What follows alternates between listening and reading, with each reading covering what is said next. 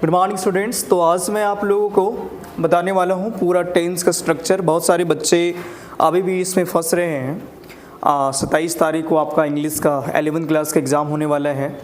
कई सारे बच्चों का कहना था सर ग्रामर का क्लास लीजिए, और ग्रामर में जहाँ तक मैं समझ पाता हूँ ना, ग्रामर का सबसे बेसिक जो कॉन्सेप्ट होता है भाई यहाँ से शुरू होता है। और कुछ बच्चों का ना यहीं पे प्रॉब्लम होता है, उनको अभी तक वो नहीं जान पाते हैं कि सर क्या प्रॉपर तरीके से फॉर्मेट होता है, हम कहाँ पे जो है सो सही करें। तो इसके लिए मैं आप लोगों के लिए जो है सो स्टार्ट करने वाला हूँ टेंस की क्लास। देखिए मैं यहाँ पे कंप्लीट टेंस लिख रखा हूँ, आप लोगों को अगर थोड़ा सा समझ में आ रहा होगा तो मैं यहाँ पे प्रेजेंट लिखा हूँ बाबू। ये प्रेजेंट है दोस्तों, ये पास्ट है और ये फ्यूचर है। ठीक है, आपने 3 प्रकार के जो है सो टाइम के बारे में पढ़ा होगा, प्रेजेंट, पास्ट और फ्यूचर। यहाँ पे चर्चा हुआ है प्रेजेंट, पास्ट और फ्यूचर। आइए हम बात करते हैं दोस्तों, यहाँ पे देखने का प्रयास करेंगे। ये जो लिखा हुआ ना मेरे भाई, वो सिंपल लिखा है। क्या लिखा हुआ है? सिंपल। आप इसको इनडेफिनिट भी कह सकते हो। क्या कह सकते हो? इनडेफिनिट। ये जो आप लोग लिखा हुआ है यहाँ पे मैं लिख रहा हूँ कॉन्टिन्यूअस। ये क्या है? कॉन्टिन्यूअस है। ठीक है, और ये जो लिखा हुआ है दोस्तों ये परफेक्ट है, और फिर यहाँ पे परफेक्ट कॉन्टिन्यूअस। ये क्या है? Perfect continuous. बात को समझिए। अब आपने क्या देखा, यहाँ पे देखो दोस्तों, अगर यदि मैं बात करूँ प्रेजेंट सिंपल का, तो प्रेजेंट यहाँ पे, सिंपल यहाँ, इसका मतलब ये है दोस्तों, प्रेजेंट सिंपल में आप लोग को सीधा सीधी समझना है दोस्तों। सब्जेक्ट के बाद जो चीज़ें आएंगी वो आएगा V1 और V5। मैं कई बार आप लोगों को बता चुका हूँ। बहुत सारे बच्चे अभी भी समझ नहीं पाते, मैं समझाना चाहता हूँ। V1 और V5 को लेकर कंफ्यूज रहते हैं दोस्तों। V1 और V5 को लेकर कंफ्यूज रहते हैं, जहाँ से उनको थोड़ा सा दिक्कत आ जाता है। बट समझो दोस्तों, V1 जो होता है ना वो हमेशा प्लूरल होता है। याद रखना, V1 जो होता है वो हमेशा प्लूरल होता है, और V5 क्या होता है? सिंगुलर रहता है। इस बात को समझिए। अगर यहाँ से नहीं याद आ रहा है तो मैं आपको एक ट्रिक से याद दिला देता हूँ, समझो जरा सा। यहाँ पे देखो, मैं एक्चुअली यहाँ पे P जो है, ये P में क्या छुपा हुआ? 1 छुपा हुआ है ना, तो समझ लेना V1 बराबर P। बात समझ लेना।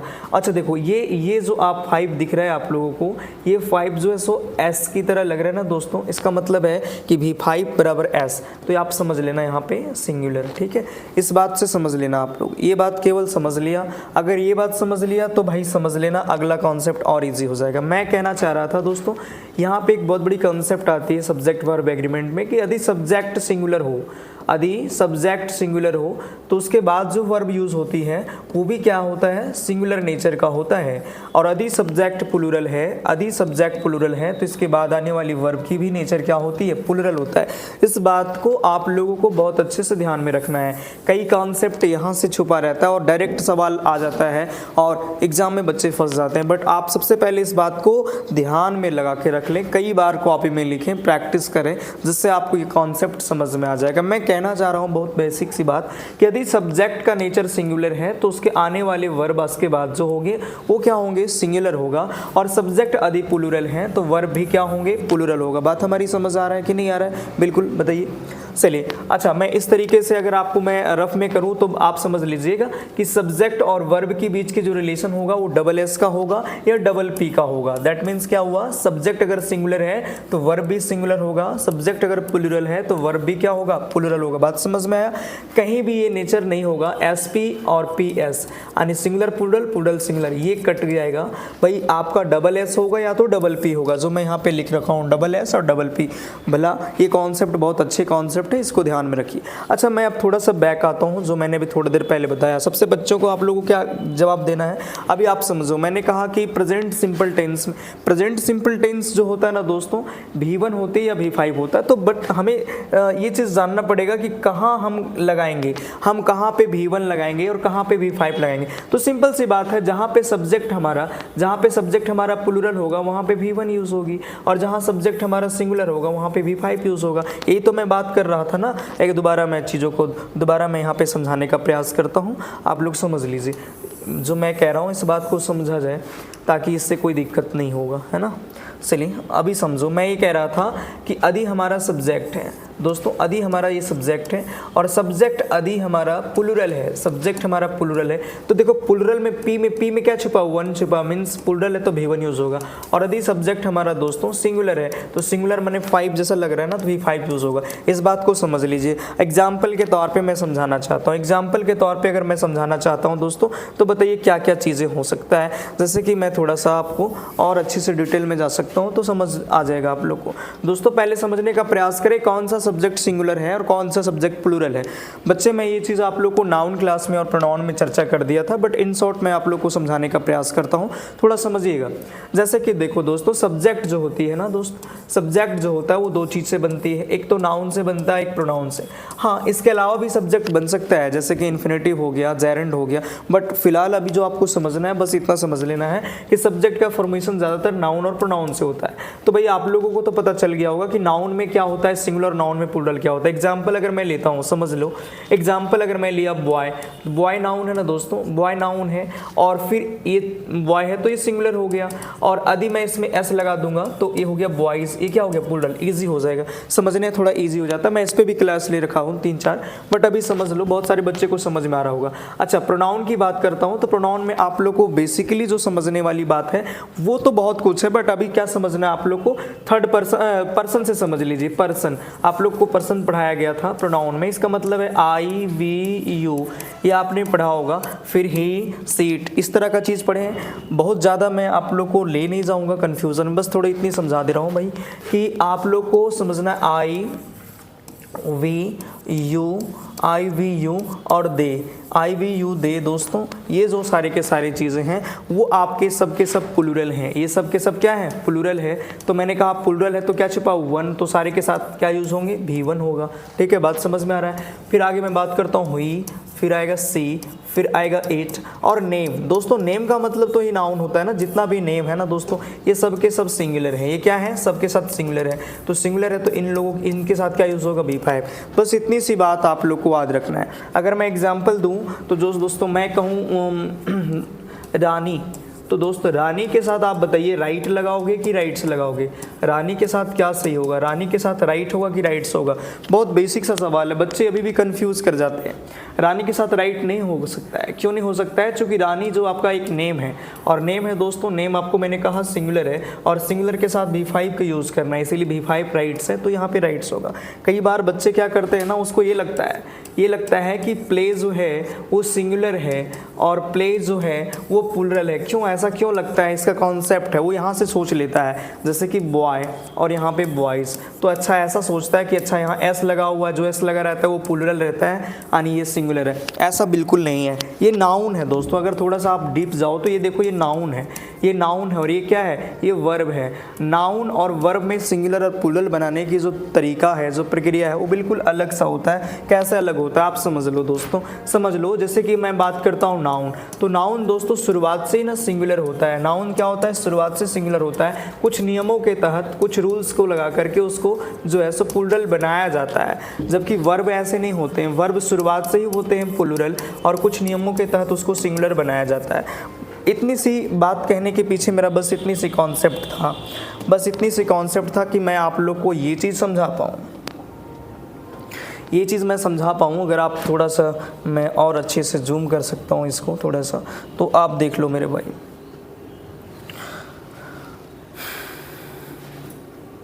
देख लेना, प्रेजेंट सिंपल की अगर बात की जाए तो प्रेजेंट सिंपल में भाई V1 और V5, तो आप लोगों को अब तक कॉन्सेप्ट क्लियर होगा। मैंने बहुत कुछ बता दिया कि V1 वहाँ पे लगाओगे जहाँ सब्जेक्ट प्लूरल है, और V5 वहाँ पे लगाओगे जहाँ सब्जेक्ट क्या होंगे, सिंगुलर होंगे। ठीक है दोस्तों, अब बात सर समझेंगे कैसे कि V1 मतलब V1 V5 लगेगा। तो कई सारे इसको मैंने बताया, जैसे कि आपको कहीं दिख जाए डेली, क्या दिख जाए, डेली, ठीक है, आपको कहीं दिख जाए यूजुअली, कहीं दिख जाए यूजुअली, ठीक है, या फिर कहीं दिख जाए सेल्डम, सेल्डम, ऑफेन, रेयरली, बेयरली, इस तरह के जो चीज़ है भाई, वहाँ पे आपका प्रेजेंट सिंपल टेंस लगेगा, है ना। एवरी डे लिख जाए, every time, every year, every week, ठीक है, तो समझ में आ गया आप लोग को प्रेजेंट सिंपल टेंस का स्ट्रक्चर।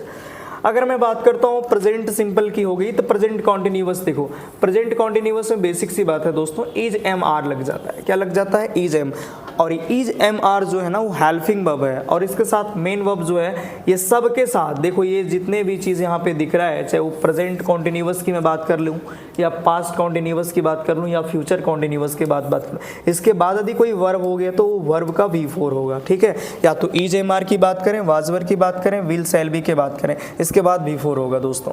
अच्छा, मैं परफेक्ट की बात करता हूँ, चाहे वो प्रेजेंट परफेक्ट हो, चाहे वो पास्ट परफेक्ट हो, चाहे फ्यूचर परफेक्ट हो, इसके बाद के जो बात वर्ब आएंगे ना दोस्तों, वो सीधा सीधी V3 आएगा। याद रख लीजिए, आपको इससे बढ़िया कोई तरीका नहीं है टेंस को याद करने का। उन बच्चों को जो अब तक कंप्लीट नहीं किए हैं, दे डोंट नो स्टिल। दोस्तों ये परफेक्ट कॉन्टिन्यूअस थोड़ा सा और मैं आप लोग को यहाँ पे दिखाना चाहूँगा, ये ज़रा देखने का प्रयास करें, आप अच्छे से देखें। यहाँ पे देखो ये चीज़ मैंने लिखा है दोस्तों, ये जो है परफेक्ट कॉन्टिन्यूअस दिख रहा है आप लोगों को।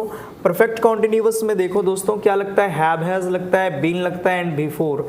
बाकी यहाँ सिंस फोर लग जाता है। सिंस फोर में कई सारे बच्चों का दिक्कत होता है। सिंस वहाँ पे लगता है जहाँ पे कोई चीज़ निश्चित हो। समय की बात करें अगर समय निश्चित हो तो जैसे कि कोई डेट हो गया मंथ का, या फिर कोई मंथ या एग्जैक्टली आ जाए, कोई ईयर का नेम आ जाए, जैसे 1998, 1997, दोपहर से, सुबह से, शाम से, ठीक है, तो वहाँ पे सिंस लगाएंगे। जहाँ कोई निश्चितता की बात नहीं हो, जैसे 4 दिन, 4 महीना, 4 साल, 4 घंटे, 4 बजे, तो इस तरह के जो चीज़ें हैं वहाँ पे हम लोग क्या लगाएंगे, फोर लगाएंगे। मैं एग्जाम्पल के साथ ज़्यादा क्लियर करना चाहूँगा, बट अभी स्ट्रक्चर को समझा जाए।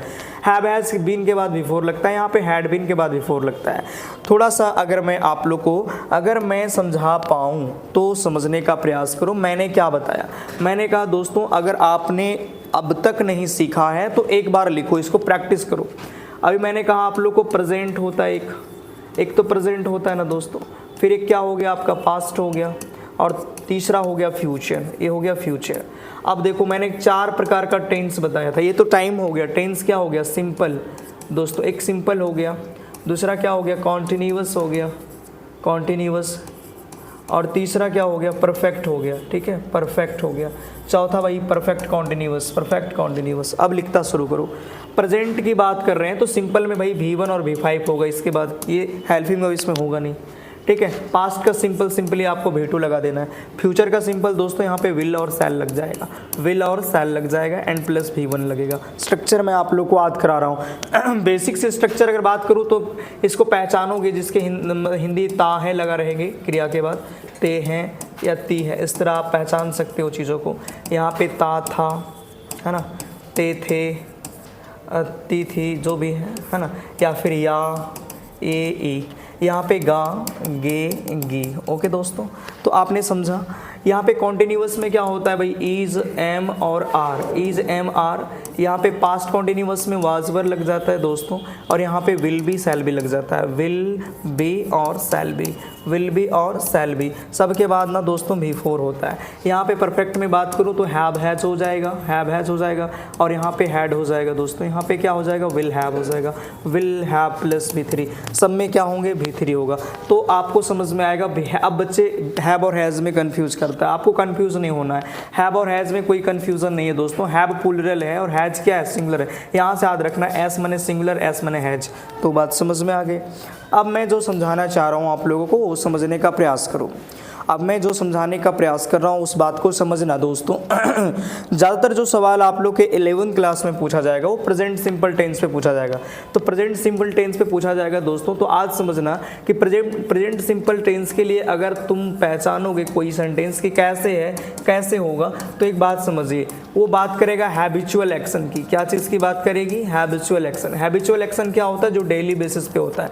हैबिचुअल एक्शन के लिए बहुत कुछ लिखा रहेगा आप लोग को, जैसे डेली हो गया, है ना, एवरी के साथ कुछ भी जुड़ा रहेगा, जैसे एवरी टाइम हो गया, है ना, एवरी वीक हो गया, एवरी मंथ हो गया, है ना, एवरी ईयर हो गया, ठीक है। तो इस बात को समझने का प्रयास करना दोस्त।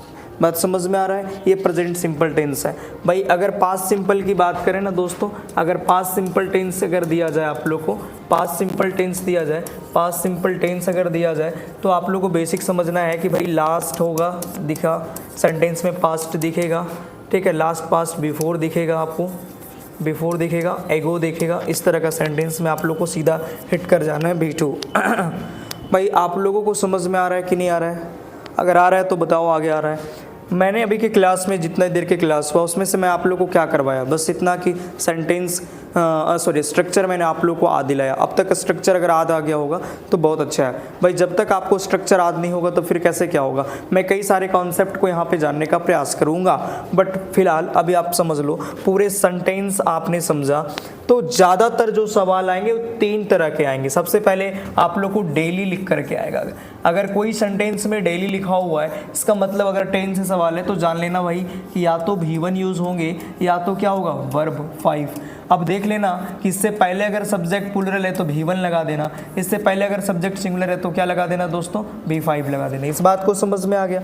दूसरा जो सबसे बड़ा कॉन्सेप्ट है ये दोस्तों कि एक बात समझ लेना दोस्तों, अगर लगा वो वेन, ठीक है, इसके बाद कोई सब्जेक्ट लगी हुई है और इसके बाद आपको कहीं दिखा V2, क्या दिखा V2, इसके बाद अगर कोई क्लाउज है दोस्तों, तो इसके बाद कोई क्लाउज है तो वो क्लाउज होगा पास्ट कॉन्टिन्यूअस का।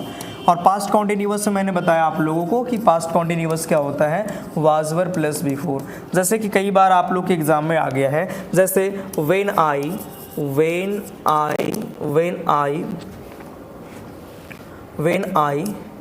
वेंट टू, या फिर वेंट टू ना लिख करके मैं एक्चुअली यहाँ पे समझाना चाहूँगा, व्हेन आई वेंट देयर ही,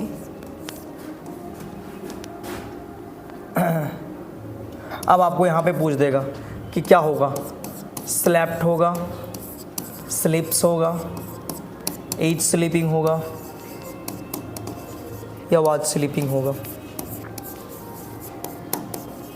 तो आप क्या जवाब दोगे। मैंने अभी जस्ट आप लोगों को बताया कि जब भी वेन के बाद सब्जेक्ट के बाद V2 आए दोस्तों, इसके बाद जो अगला क्लाउज होगा वो पास्ट कॉन्टिन्यूअस है, past continuous was were plus V4 होता है। तो इसका मतलब हुआ जब मैं वहाँ पे गया तो वो सो रहा था, जब मैं वहाँ गया तो वो सो रहा था। बात आ गई समझ में आप लोगों को, आ गया समझ में कि नहीं आया। तो आप लोगों ने अब तक क्या सीखा, आप लोगों ने अब तक जो सीखा मैं उस पर प्रैक्टिस करना चाहता हूँ दोस्तों, मैं प्रैक्टिस करवा देता हूँ उस पर ताकि आपको कोई दिक्कत ना हो, ठीक है। मैं प्रैक्टिस करवा देता हूँ उस पर, इशू नहीं होगा।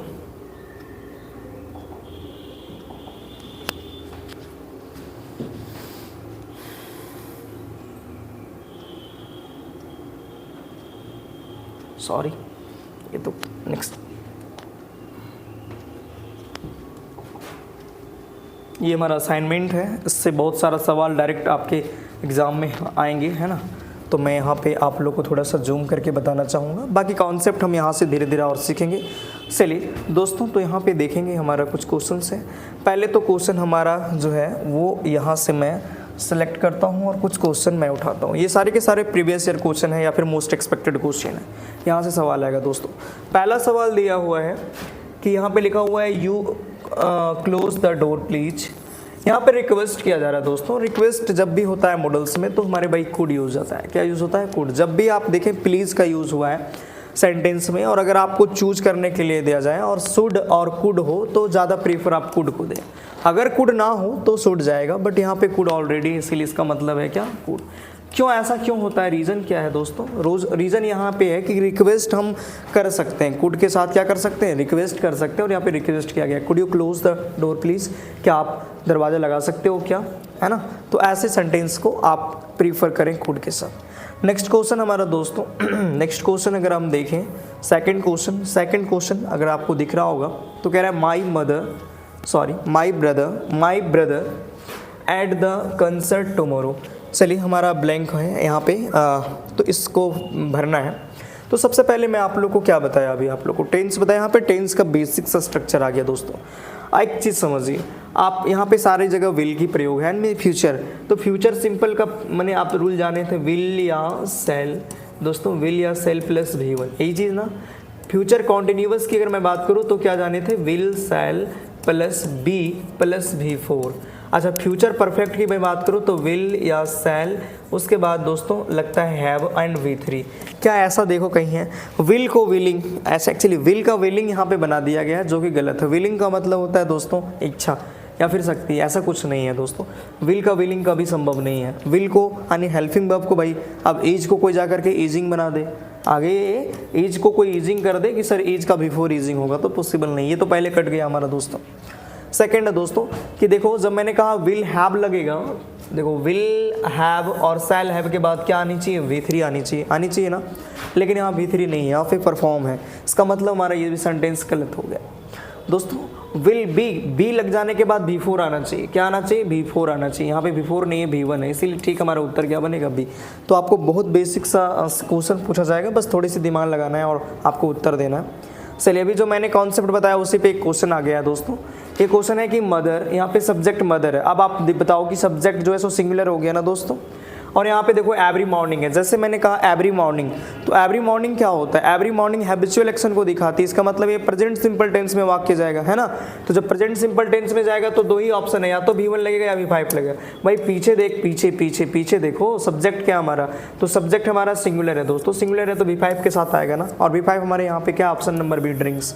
तो कितना आसानी से हमारे क्वेश्चन सॉल्व हो जाते हैं, बस थोड़ा सा आप लोग को अपना दिमाग लगाना है, बाकी कोई दिक्कत नहीं। थोड़ा सा आज मैं सफ़र करके आया हूँ, थोड़ा सा एक्चुअली घर से मैं सरस्वती पूजा में घर गया था, तो एक्चुअली मैं डिस्टर्ब हूँ, बट मैं आप लोगों के लिए वीडियो बना रहा हूँ। अच्छा, नेक्स्ट क्लास जब हम आप लोग को दूंगा तो मैं अपना प्रिपरेशन के साथ आऊँगा, उसमें से कुछ PPT के थ्रू मैं चीज़ों को समझाऊँगा। अभी मैं जैसे तैसे करवा रहा हूँ, बट समझने का प्रयास करो, मैं चीज़ों को बहुत आसानी से समझाने में थोड़ा सा रखता हूँ। नेक्स्ट क्वेश्चन देखो दोस्तों, नेक्स्ट क्वेश्चन यहाँ पे भी देख लो दोस्तों, जैसे लिखा हुआ है डेली, डेली लिखा हुआ है, इसका मतलब आप लोगों को समझ जाना है कि कहीं ना कहीं ये सेंटेंस हमारा सिंपल प्रेजेंट में जाएगा, और सिंपल प्रेजेंट टेंस का मतलब भैया दो ही, या तो V1 या तो V5, बात समझ आ रहा है, या तो V1 या V5। तो दोस्तों ये तो हमारा ऑप्शन कट गया, ये भी हमारा ऑप्शन कट गया, हमारा V1 और V5। दोस्तों यहाँ मैच की बात है, दैट मीन्स मैच हमारा एक है, इसका मतलब भैया सिंगुलर है, तो सिंगुलर के साथ V5 जाएगा ना, तो option number B will be the correct answer. Next question की ओर हम लोग आएंगे दोस्तों। अच्छा, बड़ा आसान क्वेश्चन है, एक दोस्तों कह रहा है आई हैव अ फ्रेंड, मेरे पास एक दोस्त है, मेरे पास एक दोस्त है। अब हम लोग को देखना है कि इसके बाद जो है ना चीज़ों, अब मेरे पास एक दोस्त है, यहाँ पे हु लगाया, हु कौन है, जो, वही दोस्त है भाई, हु जो है वो हमारा दोस्त है, ये रिलेटिव प्रोनाउन है, ये जो हु आया है वो फ्रेंड के बदले आया रिलेटिव प्रोनाउन में, तो जो। दोस्तों यहाँ पे एक दोस्त है, लेकिन यहाँ हु के साथ वर लगा दिया है, गलत है ना दोस्तों, ये हु कोई और नहीं बल्कि आप फ्रेंड है, आप फ्रेंड तो सिंगल है ना दोस्तों, तो यहाँ वर कैसे हो सकता है, इसका मतलब वर जहाँ जहाँ काट दो दोस्तों, गलत हो गया। अब हमारे पास एक दो बचे, ये आज भी सिंगुलर, एज भी सिंगुलर, लेकिन आप देखो जरा सा कि मेरे पास एक दोस्त है, वर्तमान समय की बात हो रही है, तो वर्तमान समय में जाएंगे, who is a famous gymnast, okay, तो इसका ठीक उत्तर क्या बनेगा, बी। आगे क्वेश्चन बढ़ेंगे दोस्तों, यहाँ पे देखो जैसे कह रहा है आई नीड मिल्क, सब मिल्क की बात हो रही है, मिल्क मिल्क आप लोग को समझ जाना है, मिल्क जैसे बात होगा फ्यू का यूज़ नहीं होगा, इसलिए यूज़ नहीं होगा क्योंकि फ्यू एक जो है सो एडजेक्टिव है, और फ्यू का प्रयोग हम काउंटेबल नाउन के साथ करते हैं। काउंटेबल वो नाउन होते हैं जिसको हम काउंट करेंगे, क्या मिल्क को हम काउंट कर सकते हैं क्या, नहीं, तो फ्यू हमारा कट गया दोस्तों। मैनी, अच्छा एक बात बताना मेरे भाई, मैनी भी वही चीज़ है, मैनी एडजेक्टिव एक ऐसी एडजेक्टिव है जो काउंटेबल नाउन के साथ यूज़ कर सकते हैं बहुत के सेंस में, बट ये हमारा काउंटेबल नहीं। बच गया मच और लिटिल, मच का मतलब दोस्तों बहुत ज़्यादा, और लिटिल का मतलब थोड़ा, यहाँ पे दोनों पॉसिबल है, बट आप ज़्यादा प्रीफर करें सी के साथ। Little, I need a little milk, I need a little milk, actually यहाँ पे आ लिटिल होता तो ज़्यादा बेटर होता है ना, दोनों में से कोई ऑप्शन होगा, ठीक है। मच बहुत ज़्यादा के लिए और लिटिल का मतलब थोड़ा, तो ज़्यादा प्रयास करें कि आ लिटिल होगा यहाँ पे, तो ऑप्शन नंबर सी जाएगा, और नहीं तो फिर मतलब यहाँ पे हमको लगता है कि ऑप्शन में ही थोड़ा सा मिस्टेक हुआ है हमसे ही। चलिए आगे बढ़े, कॉन्सेप्ट क्लियर होना चाहिए। नेक्स्ट क्वेश्चन दोस्तों, यहाँ पे अच्छा कॉन्सेप्ट है, कभी भी मतलब मैंने देख रहा है कि जब से आई थिंक 2018 से लेकर अब तक जितने बार आपके परीक्षा हुआ ऑब्जेक्टिव में 11th क्लास में, वहाँ से दिस दैट दिस दोज पे सवाल बन रहा है, तो क्यों ना मैं इसको भी सॉल्व कर लेता हूँ। सबसे पहली बात कर रही भाई बुक्स, ये बुक्स बता दीजिए प्लूरल है ना, बुक्स प्लूरल है, इसका मतलब है भाई कि ये प्लूरल है, इसका मतलब यहाँ पे जो भी आएगा वो प्लूरल आएगा, क्या आएगा, प्लूरल आएगा। और मैं आप लोग को मैंने बहुत अच्छे से बताया कि दिस और दैट प्लूरल नहीं है, सिंगुलर है, तो जब ये प्लूरल है तो इसको प्लूरल आना है यहाँ पे, तो ये कट गया भाई, अब बच गया दीज और दोज। अब यहाँ पे देख लो भाई आर है, आर का मतलब अभी है ना वर्तमान में, कि ये सारे बुक बहुत ही हेल्पफुल है, और दोज बात करती फार का, दोज बात करती फार का, यानी यहाँ वर होता है ना दोस्तों तो ठीक होता, लेकिन आर है इसीलिए दीज सही है, ऑप्शन हमारा दीज बनेगा कि दीज बुक्स आर हेल्पफुल। जब भी ऐसे क्वेश्चन आएंगे तो आपको नियर और फार करके जाना होगा। मैंने आप लोग को कॉन्सेप्ट बताया था, उसको आप लोग एक बार रिवाइज करें थोड़ा सा दोस्तों। ये सवाल आप देख पा रहे हैं, ये सवाल आपका प्रीवियस ईयर है। रश्मि ने खरीदी एक book, Rashmi bought a book, ठीक है। यहाँ पे आर्टिकल का क्वेश्चन है, बुक से पहले आर्टिकल आया है, बिल्कुल सही है। क्यों सही है? क्योंकि यहाँ पे हमारा साउंड जो बुक का है ना दोस्तों, वो है कॉन्सोनेंट साउंड, और कॉन्सोनेंट साउंड के साथ हम बी यूज़ कर सकते हैं।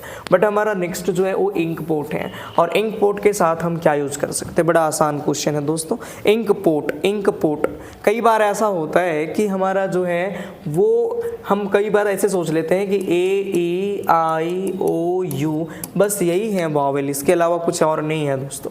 लेकिन क्या होता है कि H भी कई बार वॉवेल हो जाता है, कई बार H भी क्या होता है वॉवेल, जैसे आवर, H-O-U-R, H-O-U-R, आवर, तो आवर के साथ आ नहीं लगता, N लगता है, यू नो एच यहाँ पे कहीं नहीं लिखा हुआ है वावेल है, तो हम लोग वावेल ना लेटर से नहीं बल्कि साउंड से रिकॉग्नाइज करेंगे। जब भी हम वावेल और कॉन्सोनेंट का रिकॉग्नाइज करें तो साउंड से करें, तो यहाँ पे एन लगेगा ना दोस्तों, ठीक उत्तर हमारा ए बनेगा। इंक पोर्ट में इसका, इंक पोर्ट में देख लो जी, इंक पोर्ट में हमारा लेटर भी जो है सो वावेल का है और इसका जो साउंड है वो भी प्रोनाउंसिएशन हो रहा है।